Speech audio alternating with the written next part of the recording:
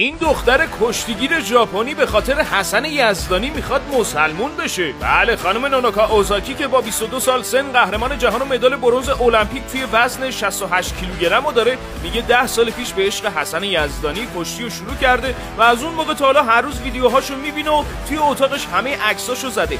ایشون به قدری روی قهرمان ما کراشه که خیلی وقتا تیشرتی با عکس حسن یزدانی میپوشه. نونوکا جان یه ماه پیش به بهونه تمرین با مربیاش به تهران اومد و توی خانه کشتی ایران هم با آقایون ژاپنی و دخترای ایرانی سرشاخ شد. اما همه میدونستن که هدف اصلی ایشون دیدن حسن یزدانیه، ولی حسن ما هم دیگه متعل شد و اجازه ملاقات بهش نداده و یه جورایی دست به سرش کرده. اما نونوکا جان هنوزم امیدشو از دست نداده و میگه توی روزایی که توی تهران بوده عاشق فرهنگ و هنر ایرانی شده و قصد داره به زودی مسلمون بشه و با آرامش بیشتر به مدال طلای المپیک برسه. پس به افتخار این دختر زیبا لایکو بزنین و بگین که جای حسن یزدانی بودین چیکار می‌کردین. تکس کلاب هم فالو کنین.